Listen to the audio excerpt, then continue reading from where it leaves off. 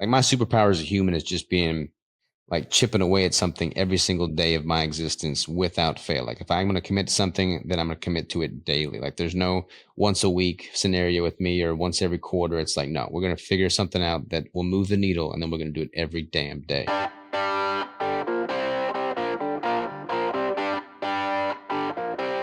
Hello and welcome to the Move the Chains podcast. I'm your host, Ryan Munsey. Glad you're here with me today for this episode. As an entrepreneur, best-selling author, keynote speaker, I help executives and leaders and athletes around the world take the next steps towards success. Every week on this show, I'll bring you the best tools, tips, and tricks to achieve your big dreams, and also interview some of the world's most successful people to learn how they've managed to push through and achieve their goals. We're joined today by Robert Sikes, the Keto Savage and founder of Keto Bricks. Look, if you haven't heard me talk about these things before, Keto Bricks are one of my favorite foods. You know how picky I am about what I put in my body. So I'm really pumped to talk to Robert about nutrition, keto, bodybuilding, maybe some hunting. I just put on a bodybuilding show. We'll talk about being a father, being an entrepreneur, business, a lot of things we can dive into today. Robert, welcome to the show. Hey man, thanks for having me. Always a pleasure chatting with you, brother.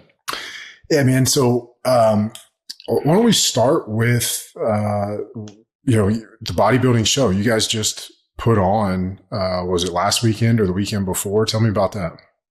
Yeah, so it was my first time as a promoter. I've been competing for years. I've been a judge. This was my first rodeo as a promoter, and we hosted it this past Saturday. So September 27th was the show date. We had 31 registered competitors, 2 didn't make it to the drug test, so 29 competing on stage. And we gave out 4 pro cards, one of which was to Greg, my good friend and employee. It was awesome, man. Like the vendors were awesome. The event venue was awesome. The volunteers, the staff, the competitors, camaraderie, judges, everything was just top notch. I mean, we had my dad barbecuing, pork butts all night long. So everybody got to eat good afterwards. I mean, it was just an awesome experience. That's awesome, man. I'm so glad it went well. I don't want to go straight to the negatives, but you mentioned 2 guys didn't pass the drug test. So you guys were actually testing on the spot before people stepped on stage. Yeah, so it was sanctioned by the WNBF, which is the federation that I'm pro in, and that's World Natural Bodybuilding Federation, and it's like the strictest of all the natural federations. So they've got like a 10-year ban. Some substances are banned for life, and if you fail so every competitor is polygraph tested on the Thursday and Friday prior to the show, and then the winners get a urinalysis test done as well. So they're very strict. They don't mess around with anything. They've got the most exhaustive banned substance list. I mean, it's legit. It's legit. Is there anything that you may not think of as a banned substances for that group? Yeah, I mean, a lot of people, like with peptides being as popular as they are now, like peptides are no bueno. Obviously, anything like TRT, HRT, bioidenticals, those are not allowed. A lot of the GLP-1s that people are using now, those are not permitted. I mean, there's just a lot of things, man. SARMs, a lot of the pre-workout stimulants that have, derivatives of pretty much methamphetamines in there, those are not allowed. I mean, they don't mess around. They take it very seriously. Yeah, that's cool. That's cool. I did not know that they were that strict. Yeah, you kind of have to be, because you've got like the IFBB, which is, people taking more gear than racehorses. And that's obviously not natural or fair for people that are natural. But with there being such division, it's like 2 different sports practically. I mean, you got people on the Olympia stage that are shredded at 300 pounds. Like you can't achieve that naturally. Right. So they pretty much had to make different federations for people that are truly natural. Yeah. And that was actually going to be my other question. You talked about getting the pro card, and so you answered that one, that it's through that. We'll say it again. It was WNF. Yeah. WNBF, World Natural Bodybuilding Federation. Got it. Okay. All right.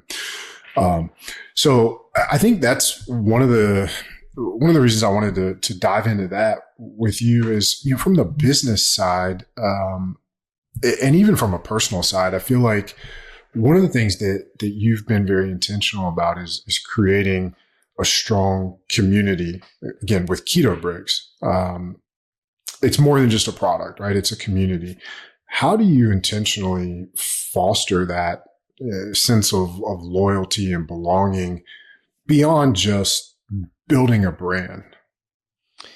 It's a good question, man. Like the show, the competition that we hosted, like I'm definitely negative on it. Like I think I probably put, $20,000 into it, and we made probably not $10,000. So like I'm in the whole $10,000 Yeah. roughly. And a lot of people would look at that at first glance, but that's a terrible business idea. How does that possibly make sense? If you're looking at the numbers and on the paper, it doesn't. But my whole goal with this, pretty much the same goal with everything I do in business, is like I just want to create as much value as possible. I'm going to create an amazing experience and make wonderful memories that people just have tattooed into their brains forever. And I feel like that's where our brand loyalty comes from. And it's all just a big funnel. It's all a big foundation. So like, a lot of these competitors that were there, it wasn't a keto show, but because they were there, they were exposed to a lot of other keto competitors that were my clients. The Keto Brick was a main sponsor of the show. So like, I just want to make it full circle and like get them into the fold, so to speak. And I've got no doubt that it will pay dividends in the long run, but I take a very long run approach to everything. Like I make a decision based off of me legitimately seeing myself doing that same thing on a higher scale in the next 20 years. It's not like ever a short-term gratification thing with me. Right. So let's go from there. And I know you've been on this podcast before, but I don't want to assume that everybody listening has heard that one. So I don't want to skip over Keto Bricks and what they are. So let's maybe tell the folks what Keto Bricks are and, help them fall in love with them as much as I do. Yeah. So Keto Brick was never meant to be a product. It was literally a way to scratch my own back, so to speak. When I was doing keto before it was popular back in 2014 as a way to kind of get over the eating disorders I had developed from traditional bro dieting approaches. And when I started doing keto, there wasn't any books about it. There wasn't any products around it. Like there was no popularity around keto. So I set out to make my own shelf-stable meal replacement bar that made macro manipulation easy during my 2017 competition prep. And I was documenting what I was eating on my YouTube channel and through social. And I just kept getting all this, interest around this product. What is it? Where can I get it? How do I make it? Where do I buy it? And I just kind of wrote it off. And then my mom, my girlfriend at the time, wife now, we're all just like, let's just make a product out of it. So I finally rolled up my sleeves and we did just that. And my wife and I we freaking bootstrapped everything, man. We slept on a warehouse floor for 3 years. We were traveling nonstop, working 4 other jobs, bootstrapping it, making ends meet. And it just grew into what it is now, which is awesome, man. Like we employ several people. We've got a massive warehouse space where we produce these things in-house so we can oversee quality control, and we ship them all over the world. So it's 1,000-calorie ketogenic meal replacement bar that I eat every single day. Well, and it's not just the ketogenic and 1,000 calories. I mean, the ingredients are immaculate, right? I mean, it's going to vary from flavor to flavor, but the base right now is either tallow or cacao butter.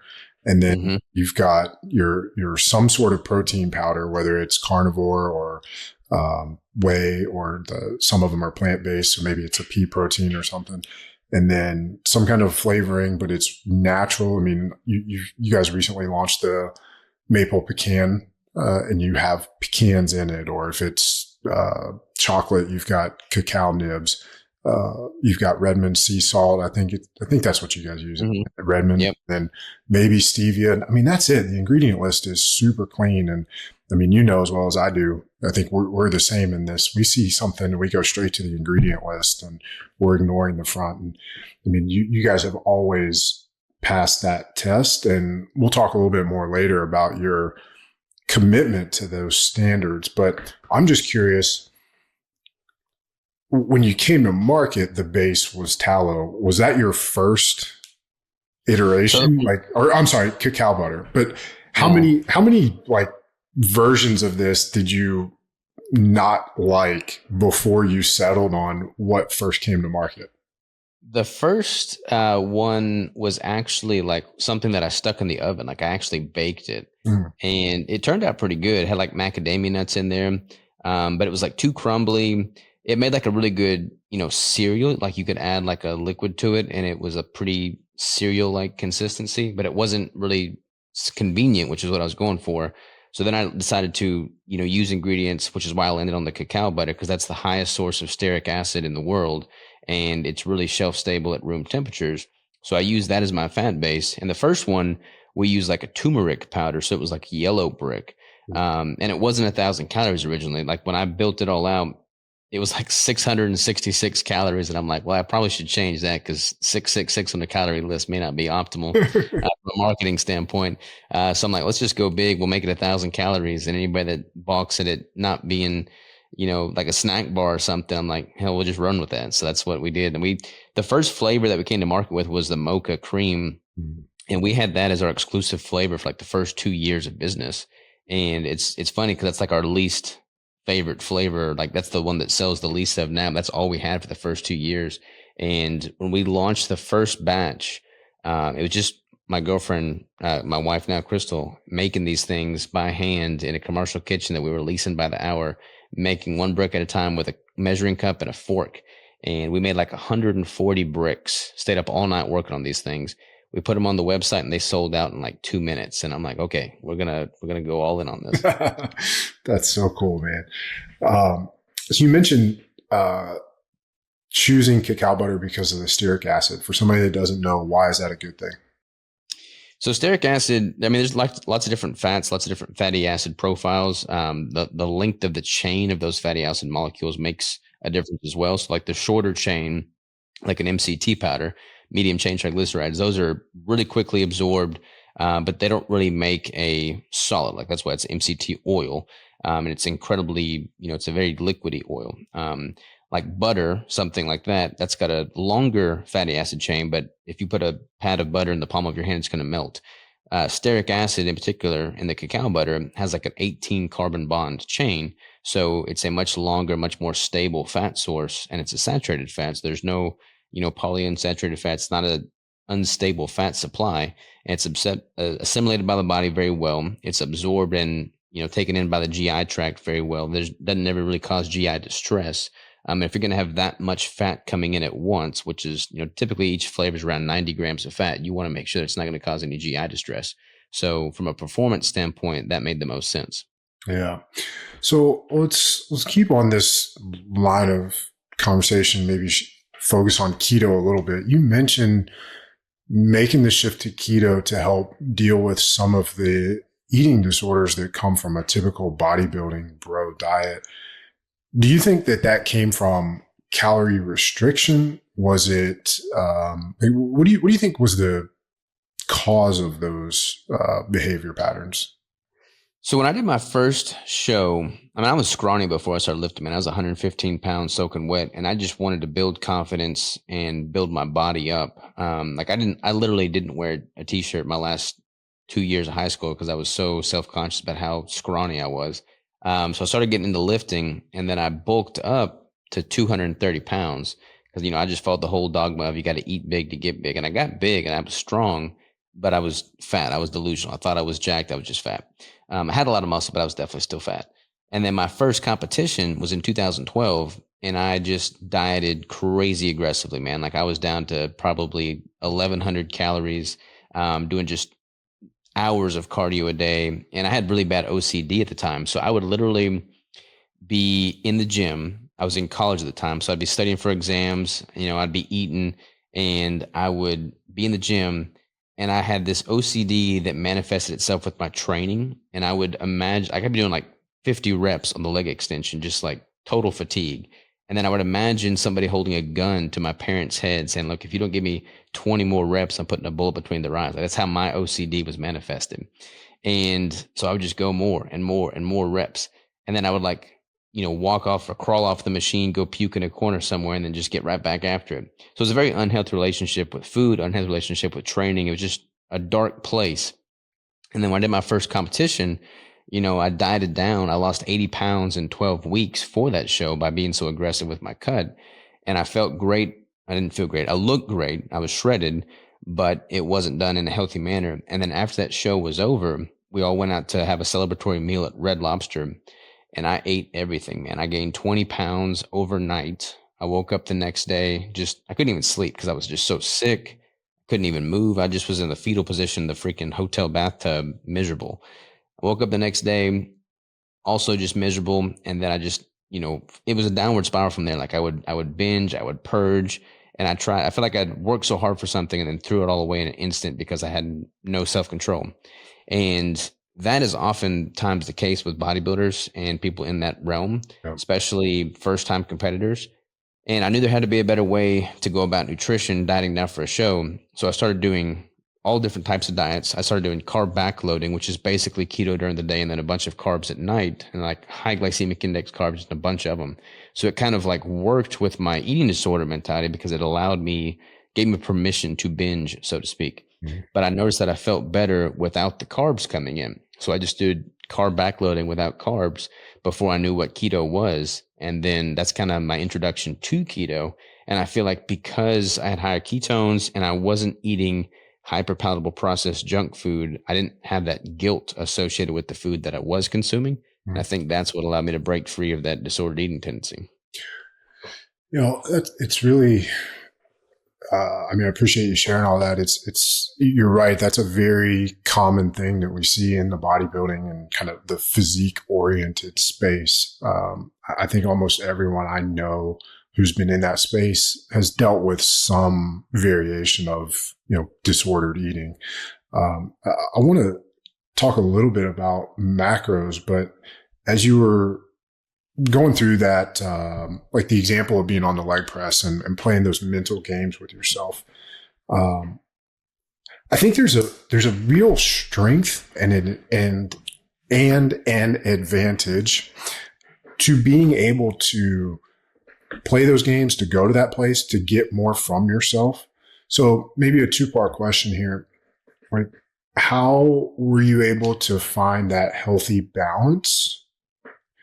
And how do you still utilize that ability to go there and to push yourself to flip that switch and say, hey, it's like, I got to get shit done. Because that's a real strength. For sure. And I didn't know how to leverage it at the time. And I still have OCD, but now I've learned to leverage it into a superpower, so to speak. So with business, it's manifested itself in just the constant pursuit of excellence. I'm very detail oriented. I'm very structured. I'm very specific on what I want done, and I get it done. And I'm just my superpower as a human is just being chipping away at something every single day of my existence without fail. If I'm going to commit to something, then I'm going to commit to it daily. There's no once a week scenario with me or once every quarter. It's no, we're going to figure something out that will move the needle, and then we're going to do it every damn day. So that was good. And that kind of was a manifestation of the OCD. But then when it comes to the training, you can't go that extreme every day or else you just wouldn't recover. And it'd be a source of diminishing returns from a bodybuilding standpoint if I'm trying to, be my best bodybuilding self. Mm-hmm. So I bring it out of the box when I want to. And I like to do it every so often just to remind myself that it's still there. But when I do, it's freaking on, man. I'll run circles around everybody in the gym and I love it, but it's not sustainable. You can't sustain that because it's kind of the whole Goggins thing. He's you got, most people only tap into 40% of what they've got, and you got 60% left out there that you can tap into. And it's 100% true, but you can't go at 100% from a physical exertion standpoint every waking hour of your training because you would not recover. But knowing that you have that 100% and knowing when it's appropriate and for how long it's appropriate to tap into it is definitely a superpower. Yeah, I'm so glad you brought up those numbers. And I think this is one of my biggest pet peeves when people are talking about, I'm giving 110% or 120%. And, first of all, you can't give more than 100%. You just can't. And second of all, to your point, if you were truly giving 100%, you would not be able to recover from that. You would need tomorrow off and, from whatever it is that the thing is. And so I always use the example to try to get people to understand this and accept it. The example of, say, Michael Jordan. And I think we would all agree that he can find another gear in the playoffs, right? Talk to any professional athlete. When the playoffs roll around, they find another gear. And if it was game 7 of the NBA finals, Jordan's going to find yet another gear. And if it goes into overtime, another gear. And whatever that, third, fourth, fifth level is starting to approach 100%. It's certainly not 120% because, again, you can't give more than you have. But my point is, if you back off from that and you say, okay, well, what was he giving in November in the first quarter of a regular season game that nobody remembers? And I'm not saying that he was dogging it. We all know that he wasn't. But he wasn't giving the same, he wasn't operating at the same output level that he was reserving for when it really, really mattered.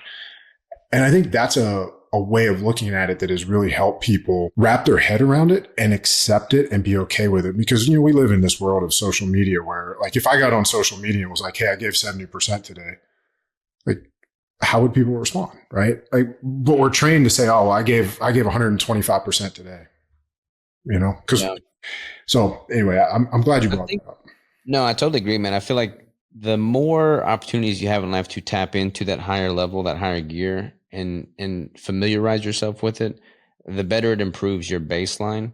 Mm-hmm. Like for me, I've been going a million miles an hour with everything with the business, with the competition that we hosted, like all of that. So like my training has not been the priority, but my checking the box with training is still pretty fucking hardcore. I mean, like I did 35,000 plus pounds of volume today. I was repping 405 on the sumo deads for 7 reps. Like to me, that was just me checking the box. Like that was not 100%. But when you level up in life, your baseline is still pretty freaking good. And as long as you keep that forward momentum going in the right direction, then you're not going to lose any ground. I'm not really maintaining. I don't believe in maintenance, but like my leveling up day to day may only be by a little bit as opposed to a longer margin based off where my priorities are. I mean, this is the power of move the chains. And when you're doing it in every area of your life, nothing falls behind, but there are times where certain areas are, I don't even want to say prioritized, but like I think of it as like a mixing board. Like you picture somebody in a sound studio and you've got all these knobs that can slide up. And I mean, they can't all slide up at the same time. So, you're something is going to level off and then something's going to go up. And you shared a great example of, hey, business is getting pushed forward and we've got this extra event with the bodybuilding show. So other things, I can only have 24 hours in the day. I only have so many things I can do. So, something's going to get put on the minimum, right? What's the minimum I can give in terms of time and energy and effort to fitness, keep it moving forward, but then still allow myself the time and energy to, add this other thing to my plate. And so there's a lot of different ways I talk about this with coaching clients, but I think this is really valuable for podcast listeners to hear that another way of thinking about this is like, it's a pie chart. And there's a finite amount that we can have in there. So if one piece of the pie gets bigger, another piece of the pie has to get smaller. Yeah. Yeah. And I don't have it all figured out. Like right now, my pie chart, like my sleep is the constant diminishing pie piece, and that's not good either. Right. So I got to figure out how to allocate more time, resource to that. But when you love everything you do, it's easy to just do all the things, because I'm living life on my terms. Like I'm not going to work and punching a clock in a job I don't like and appreciate. Like everything that I'm working on, I love. And when that's the case, that's like best case scenario. But sleep oftentimes takes the back seat. Yeah. So on that note, I know you're big on making sure that you spend time around the right people who lift you up, help you grow. What advice would you give listeners to help cultivate similar social circles in their local areas or in their lives? You got to be intentional. I mean, you got to be approachable first and foremost. You got to put yourself in situations where those people are present. And I mean, you just got to remove the people that aren't positives in your life. Like I have anybody that's a negative in my life, I just don't allow into my life. I've got a friend who I love dearly. He's been my friend since high school, and we've gone on very different journeys. And I stay in contact with him because I want to be a solid positive in his life. Like I want to be a firm footing for him. And I'm hopeful that he gets it all figured out and I could always be that constant positive. But like he doesn't really distract from my life. And that's like the only example of people that I allow at all into my life that are not building me up, and it's like a mutually beneficial relationship. I mean, so many people, if they just took inventory of who they allowed into their inner circles, like a lot of them probably aren't worth being in there. And if you remove the ones that aren't, you can replace them with the ones that should be. I think that's the key. Yeah. All right, let's go back to keto because I think this is one where a lot of people think they're eating keto just because they cut carbs. And I think you know as well as I do that that's not the case because, keto is one of these things where if you don't get the macros correct, if you're eating too much protein or not enough of your calories are coming from fat, your body will not make ketones. So I guess it's maybe a two-part question. I mean, how do you coach or teach ketogenic diet for beginners to make it less intimidating and to help people get started without feeling overwhelmed? I mean, just like the basic pillars is to just eat real food. Like if people just simply did that, they would cut out a lot of noise. And that's coming from someone that makes a meal replacement bar. So, I mean, like I'm telling people to eat real food. So, basics is just like eat quality fats and proteins, ideally animal based, keep carb count down to a minimum. I mean, I'm typically striving for less than 20 or 30 grams of total carbs, not net carbs a day.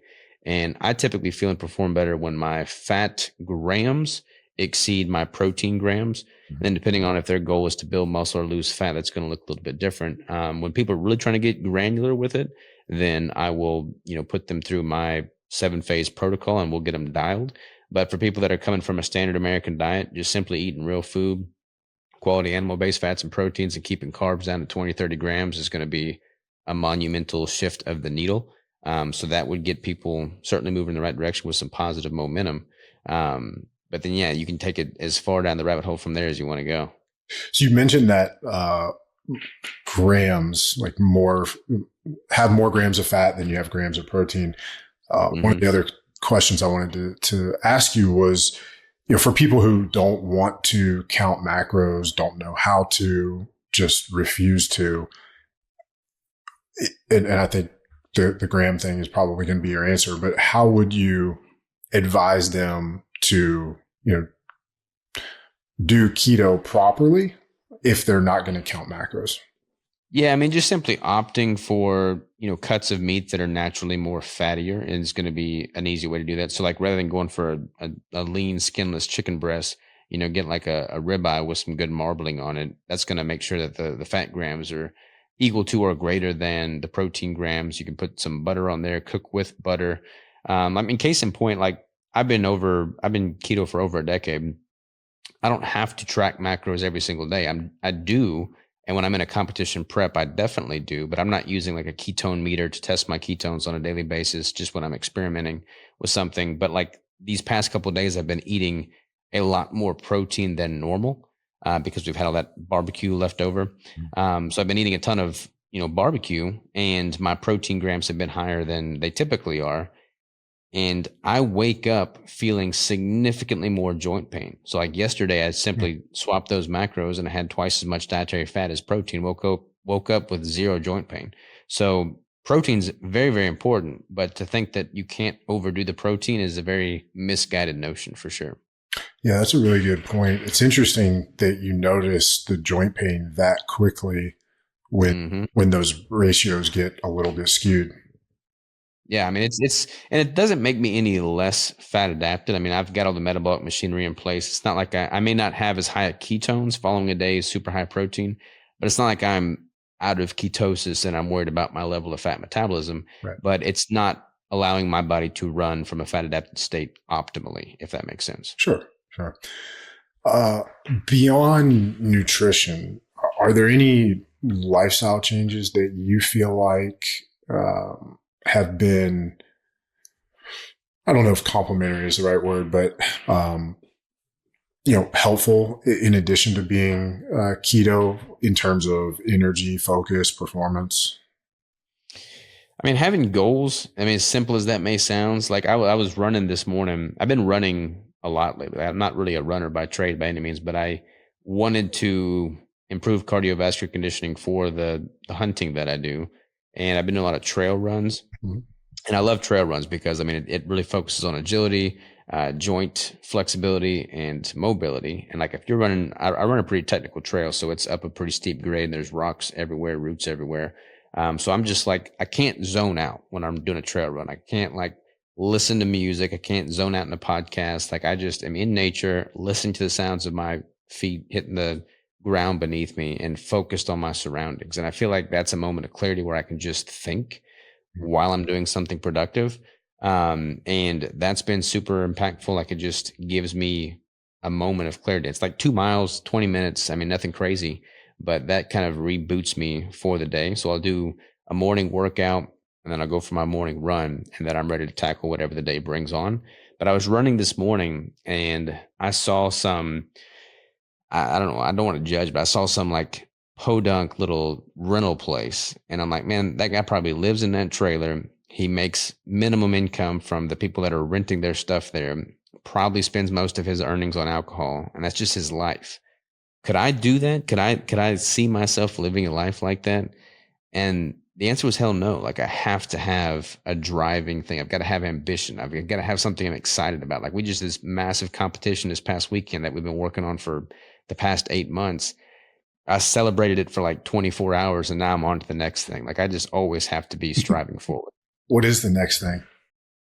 Man, we had a meeting yesterday, actually. There's a local company that's really deep into apparel and supplements, and we're going to be launching before ever meeting with them. Like I've been working on my own apparel line and my own supplement line, but having them in our back corner, backyard practically is going to be super beneficial because we could just leverage each other's strengths, economies of scale. So that goal of launching those is probably closer than I had originally anticipated. Oh, that's really cool. So we're going to get some Keto Brick apparel. Not just keto. I mean, it's not Keto Brick specific. So I've got multiple different legs of the business. So it's going to be Live Savage Apparel. Okay. And the unique selling point to this is that we're going to be doing an all non-endocrine disrupting fibers. So like rather than using polyester, it's going to be all, natural fibers. So I have an audience that values putting the best food into their body. And you stop and think about it. It's like, okay, you start going down that rabbit hole. It's like, what are my household cleaning goods and, soaps and things like that? What am I putting onto my skin, which is a massively large organ? What clothes am I wearing? And all that stuff adds up. And that is all part of the reason that our testosterone levels are at an all-time low right now, is because we have so many, toxic chemicals in our environment. All right. So for people listening that don't know what not to wear, what should we be avoiding especially with workout clothes, right? Because I think when you're sweating and you've got, your pores are open, you're a lot more susceptible to, bringing some of those things in. Yeah, I mean, it's kind of like the same concept when you look at nutrition. Like you want to be eating real food where you can pronounce the names.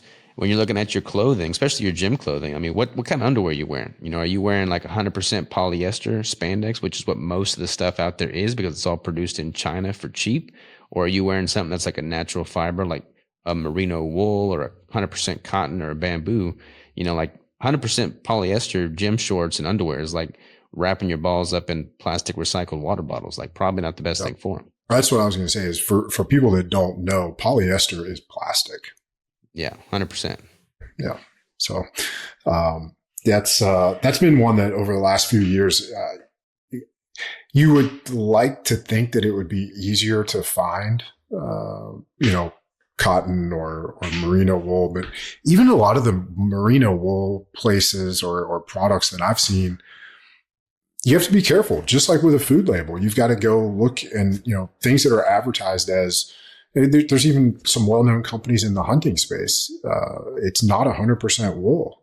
They call it a wool product, but then when you look, it's 60% wool and 40% spandex or 40% something else that, I don't want up against my skin. And so, I've actually found, you're talking about underwear. I found some that, are 100% wool, but I've had to go outside of the hunting space to find them for that use case, but then also for everyday wear. But I'm Yeah. And like with the hunting clothes, I'm pretty picky on my hunting apparel, and I've tried out multiple different brands. And like with the outer shell stuff, like you'll probably never get away from some degree of polyesters.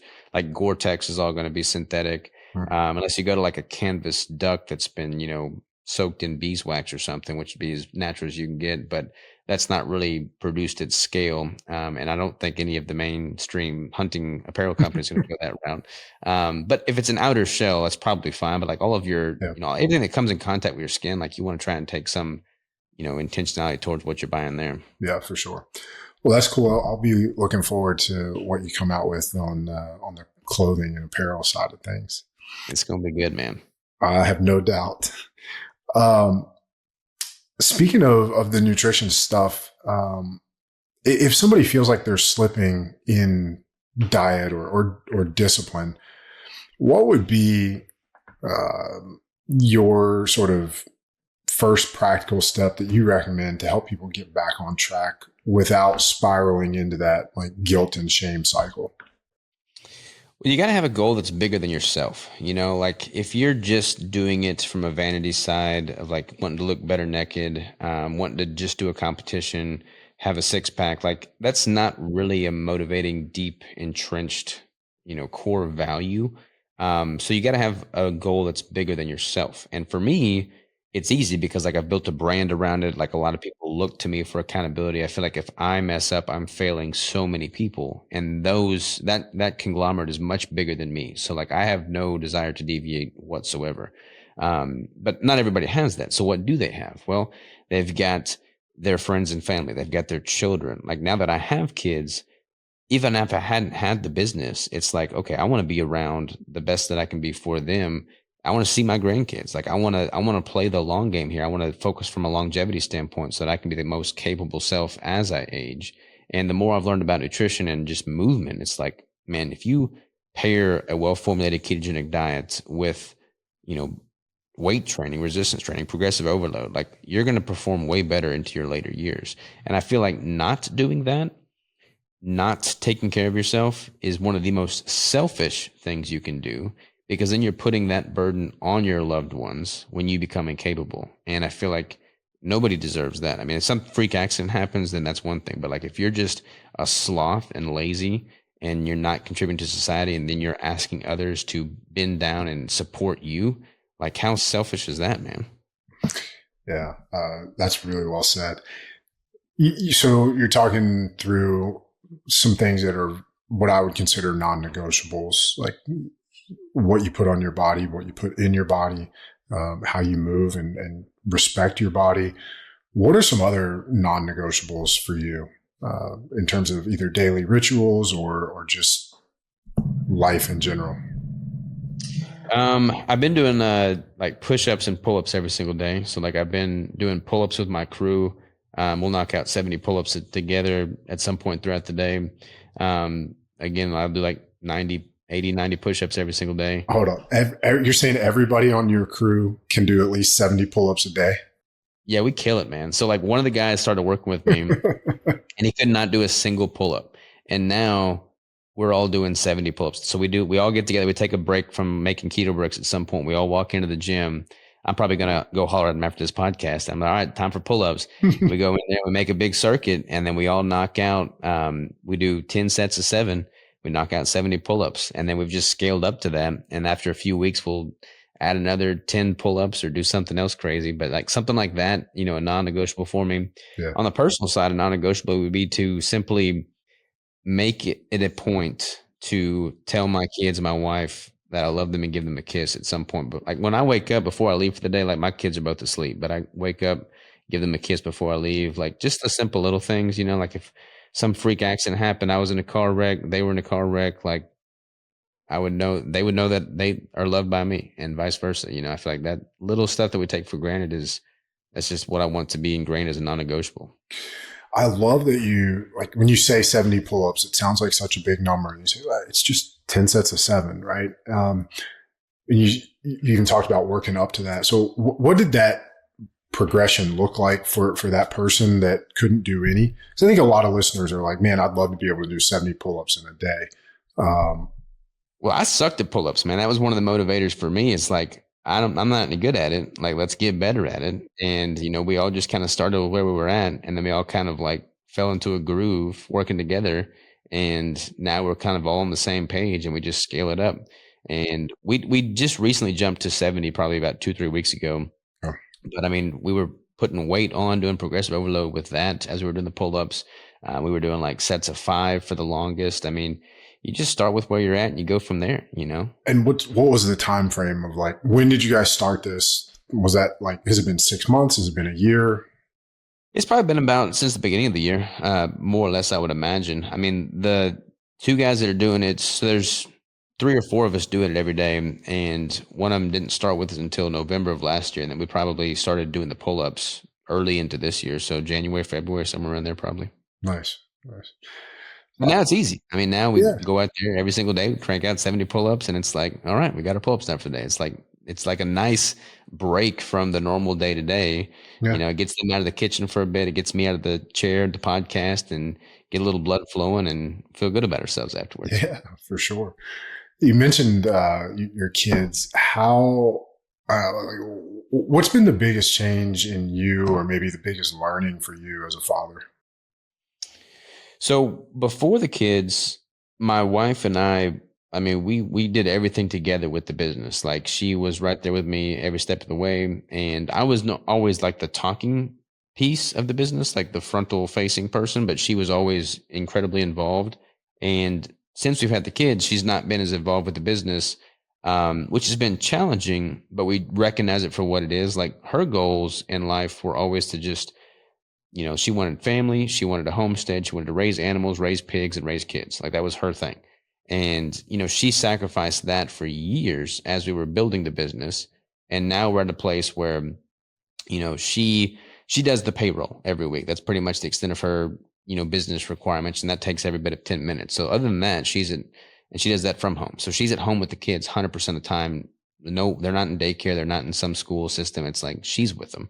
And we've got land now. We're got a little homestead operation. We just got chickens last week, actually. So now she Right. can take the kids out there and check on the chickens. So she's kind of checking that box and thing that she's always wanted to do. So us both building something together while doing so from different, it's kind of like we're both traveling the same direction, but we're in 2 separate tunnels. And I'm looking ahead on my drive path and she's doing the same. And we know we're going to intersect and we know we're going in the same direction. Our goals are aligned, but we're just both focusing on our strong suits right now. And it's good. It's healthy. But it's been challenging because I like her right by my side, just as she would like me more by her side with the parenting. But, I'm trying to build something so that they have something to have when they get older. Sure. One of the things that, I've been a huge fan of the Bricks and following you guys as a company for, I don't even know how long, but a couple of years ago with the cacao shortage and the price hikes, I remember the just really well thought out, well articulated email that you guys sent out, explaining what was going on, how it was impacting you, and what it was going to do, for the customers. And you and I have talked about this recently, but the fact that you immediately go down to South America and look into sourcing, and then that kind of evolves into searching for an alternative base to the bricks, and led to the tallow based bricks. And I guess you can speak to how popular those have become. But just the whole way that was handled from a communication standpoint, from a whatever it takes mindset of an entrepreneur, to looking for alternatives, and then even to turn it into a positive. I think that's one of the, I don't know, maybe savviest business moves. Maybe that's not the right way to say it, but just, I don't think that anyone could have handled that as well as you and the company did. So can you maybe explain some of the decision-making process as that was happening, and, why you handled it the way you did? There's been a couple moments in the business where, like, I didn't know if we would go under. We bought our building that we're currently in now, like I said, she and I had slept on a freaking warehouse floor for 3 years at a building that we were leasing in Bryant. And then we bought this current building, and we bought it in 2020, right when the pandemic was picking up. Mm-hmm. And then we had a year worth of renovations to the building before we could move into it. And that's when like all the lumber prices went up. So the renovation costs were way past budget and way past deadline. And I didn't know if I was going to stay in business then, but we just kept pushing and we made it work. I mean, I was paying my employees to lay baseboard trim. Like we just did what we could. And then right after we get through that hurdle, I'm like, okay, we're going to be able to breathe now. It's all good. Then the cacao crisis hits, and my price for cacao butter literally 6X's overnight. And I'm just like, okay, there's our primary ingredient. I mean, we didn't have much margin to begin with. Now we're negative margin. Like there's no way. But there's always a way. For people that aren't aware of this, like this was global. I mean, you may know this more than I do, Robert, but like, didn't Hershey's try to buy the largest single shipment ever, and like the commodities board had to try to stop it or something? Because like, I mean, this was a global thing, not just it was not specific to me. Like this was a global thing. Like if people just simply Google cacao crisis commodities graph or chart, they'll see where it just like totally hockey sticks like crazy, man. And like I'm right in the middle of it. That's my main ingredient. And, I had a really good source for it, I had a really good price for it. And now I've got 6X the cost that I was paying. And on a product that didn't have much margin anyways, because we kept it all in house and we put high quality ingredients in there, like it was going to do me in. Like if I'd stuck with just cacao butter, I would literally be out of business right now. So it's like, okay, let me go to Brazil. Let me spend 10 days down there and meet local farmers and ranchers. Let me see if I can figure something out. That didn't really materialize in anything yet. I was actually on calls with people from Brazil yesterday, trying to still make that work and become even more vertically integrated. But it forced me to look for alternative solutions. And what I landed on was tallow, because tallow also has a very high stearic acid content relative to most other fats. Not quite as high as cacao butter, but still pretty high. And there's been a lot of hurdles in moving to tallow. I mean, like the production process is different. How it sets up in the molds that we then bang out and then package into the bricks is all different. So lots of learning curves, but it's pretty much like, look, if you're going to stay in business, you got to figure it out. So we've just been figuring out ever since, and we've got it pretty close to dialed now. Do those flavors sell about the same? Do they sell more or less than the cacao butter? We got some really solid cacao butter ones that are always going to be staple favorites. But yeah, the tallow ones have been taken off. I mean, we had a few carnivore, because we're using tallow now, we could offer a carnivore protein blend and it be a legitimately fully carnivore product, which was unique. So we had that, and then it's just a different taste and different texture. It's a little bit softer, so it doesn't hold up as well in the heat during the summertime. So then we had to figure out, okay, if the products are more prone to melting in the summertime, let's make the packaging indestructible. So we basically got a film that is, twice as thick as what we currently were using. It's also twice as expensive, but it's like practically bulletproof. I mean, you have to really want to get into the bricks now, but there's no risk of them leaking. So we kind of solved that problem there. And then we've just been, fighting fires all the way. And we've learned a lot in the process, but we've come out with some amazing flavors. We got a new flavor dropping later this month that's using a tallow base, and it's going to be a good one, man. This may be the new favorite. Oh man, I just cashed in some loyalty points, so I should have saved them. Hey, it'll be worth it, I promise. I'll pay full price. I don't mind. If you had to distill your philosophy of success into a brick-sized piece of advice, pun intended, what would it be?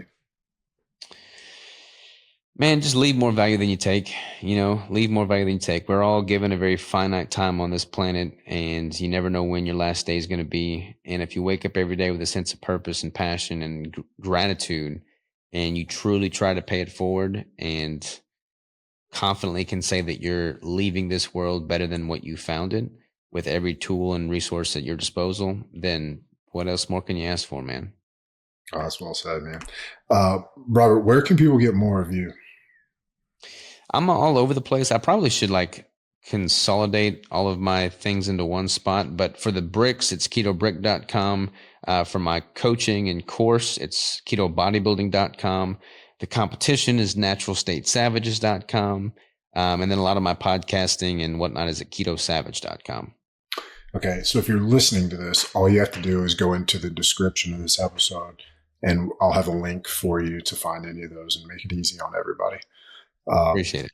Yeah, man. So final question, your number one tip to help our listeners develop more consistency. That's a good one, man. I'm trying to think of something witty and actionable. I like the whole momente mori. I think that's cliche and it gets tossed around a lot. But like when you, like, it may be morbid, but I like legitimately think about my death on a pretty regular basis. And now that I have kids, it's even more profound. But like when I wake up, like that in and of itself is a miracle. Like that's a blessing. Just like recognize and come to grips with the fact that you're going to freaking die. And when you realize that, it's like, okay, what do I want to do with the life that I'm given? What goals do I have? It makes a lot of sense to be consistent in pursuing them and working towards them if you know that your time is finite. Dude, that one hits hard with me. That's one that I've always, I didn't know that memento mori phrase until a few years ago. I think actually Scott McGee of the Sisu Way was one of the first to share that one with me. But like for as long as I can remember from the earliest age, like I was terrified of not necessarily death, but ceasing to exist. Right? Mm-hmm. Like, yeah, this thing's going to come to an end and there will be a time where we don't get to wake up and we don't get to have these days. And so I think that is always in the back of my mind or even in the front of my mind. And when it's present there, it just makes it really hard to accept wasting time or spending time on things that are irrelevant and trivial. So I'm right there with you on that one. You know, it's weird, man. Like I've seen people die. I've seen people that I'm close with die, and I've interacted with elderly people that have seemingly lost the will to live. And I feel like it's not easy, but I feel like people would benefit from going out of their way to, see that firsthand. Because then it just puts into perspective. Like, it's like, okay, this is me in 60 years. Like, do I want to be in this position in 60 years? Yeah. Or when I'm that age, like, yeah. Do I want to be able to, what kind of life do I want? Like, I hope that when I'm 90, I can touch my toes and tie my shoes. And no, I don't think I'll be deadlifting, multiple plates on a barbell, but I'd like to have it. I'd hope so, but at the very least, I want agency and autonomy and the ability to move around. And, I want to be Jack LaLanne was one of the guys that I always looked up to early in fitness of like, man, I want to be 90 and cranking out push-ups like that dude was. I got a question for you, man. I'm kind of hijacking your show here, but go for it. I feel like this is a fair question for you because you've probably actually thought about it. But in a perfect world, how would you want to die? Like, what would you want that to look like? If someone's reading the book of Ryan Munsey's life, what does the final sentence say as far as like the actual event of your death? Like, what does that consist of? Like fighting a grizzly bear or something?